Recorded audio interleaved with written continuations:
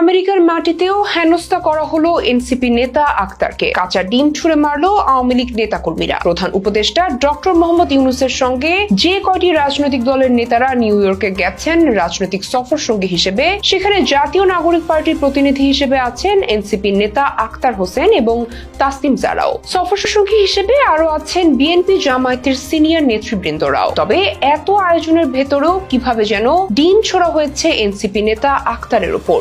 এরপরেই স্লোগান আর পাল্টা স্লোগানে উত্তেজনা ছড়িয়ে পড়ে স্থানীয় বিমানবন্দর এলাকায়। ঠিক কি ঘটেছে এনসিপির সদস্য সচিব আক্তারের সঙ্গে? এই ঘটনায় কি বলছেন বিশিষ্টজনরা? বাংলাদেশের রাজনীতিতে চলছে নির্বাচনী সমীকরণ। আসছে ফেব্রুয়ারিকে কেন্দ্র করে জোরালোভাবে চলছে নির্বাচনী প্রস্তুতি। প্রায় সব রাজনৈতিক দলের ভেতর তেমন প্রস্তুতি দেখা যাচ্ছে কেবল আওয়ামী লীগ ছাড়া। তবে নিজেদের নির্বাচনের প্রস্তুতি না থাকলেও নানাভাবে নিজেদের অবস্থানের জানান দিচ্ছে ছাত্র জনতার অভ্যুত্থানে ক্ষমতাচ্যুত দল। এমনকি দেশের মাটিতে ঝটিকা মিছিলের পাশাপাশি বিদেশেও নিজেদের শক্তি সামর্থ্যের অবস্থান জানান দিচ্ছে তারা। সে ধারাবাহিকতায় এবার প্রধান উপদেষ্টা ডক্টর মোহাম্মদ ইউনূসের সফর সঙ্গী হিসেবে আমেরিকায় যাওয়া রাজনৈতিক দলের প্রতিনিধি দলের ওপর ডিম ছুঁড়ে হামলা চালালো আওয়ামী লীগের কতিপয় নেতাকর্মীরা, যার রেশ পড়েছে দেশীয় রাজনীতিতে। বিশেষ করে জাতীয় নাগরিক পার্টির শীর্ষ নেতা আক্তার হোসেনের ওপর ডিম নিক্ষেপের ঘটনাটি এখন বহুল আলোচিত হচ্ছে নেট দুনিয়ায়। মার্কিন যুক্তরাষ্ট্রের নিউ ইয়র্কের জন এফ কেনেডি আন্তর্জাতিক বিমানবন্দরে পৌঁছানোর পর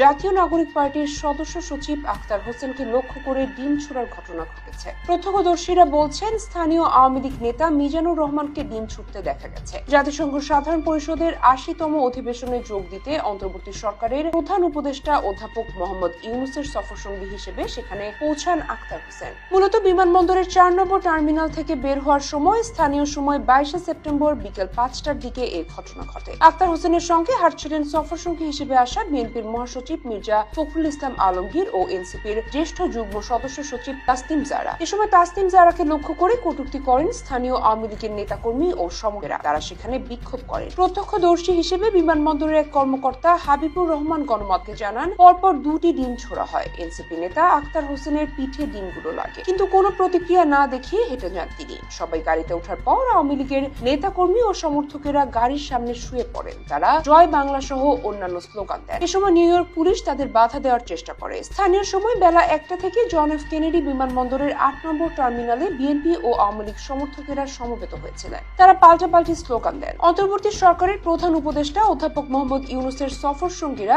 ম্যানহাটনের গ্র্যান্ড হায়াত হোটেলে আছেন। যুক্তরাষ্ট্র আওয়ামী লীগ সেখানে প্রতিবাদ করার অনুমতি নিয়ে রেখেছে। সে অনুযায়ী সন্ধ্যায় তারা সেখানে বিক্ষোভ করে। এক পর্যায়ে রাস্তায় দুই পাশে পরস্পর বিরোধী স্লোগান দেয় এনসিপি ও আওয়ামী লীগ। এমনকি স্লোগানে উত্তেজিত হতে দেখা যায় এনসিপি নেতা আক্তার হোসেনকেও। এছাড়া এসব অপমানজনক ঘটনার রেশ ধরে সেখানে ঘটনায় আওয়ামী লীগ নেতা কর্মী ও সমর্থকদের বিচার দাবি করেন এনসিপি নেতা আক্তার হোসেন। মূলত জাতিসংঘ সাধারণ পরিষদের ৮০তম অধিবেশনে যোগ দিতে অন্তর্বর্তী সরকারের প্রধান উপদেষ্টা অধ্যাপক মোহাম্মদ ইউনূসের সফরসঙ্গী হিসেবে নিউ ইয়র্কে পৌঁছান আক্তার হোসেন ও অন্যান্য রাজনৈতিক দলের শীর্ষ নেতৃত্ব। এ প্রসঙ্গে প্রত্যক্ষদর্শী সুলাইমান হক নামক একজনের দাবি, বিএনপি সমর্থিত একজন ব্যক্তি পুলিশের কাছে অভিযোগ করেছেন মিজানুর রহমান তাকে ছুরি দিয়ে মারতে এসেছেন। এরপর তাকে আটক করে নিউ ইয়র্ক পুলিশ। বিক্ষোভ শেষে সন্ধ্যার পর আওয়ামী লীগের নেতা কর্মীরা আনন্দ উদযাপন করছিলেন। পরবর্তীতে ২২শে সেপ্টেম্বর রাত ৯:৩০টার দিকে জ্যাকসন হাইটসের বাংলাদেশ স্ট্রিট থেকে পুলিশ মিজানুরকে আটক করেন। আটক করার পর মিজানুর রহমান জয় বাংলা বলে স্লোগান দেন। তার সঙ্গে স্লোগান দেন আওয়ামী লীগের নেতা কর্মীরাও। তবে এনসিপি নেতা আক্তারের উপর এমন অপমানজনক ডিম ছুঁড়ে হামলার ঘটনায় নিন্দা জানিয়েছেন দলটির নেতা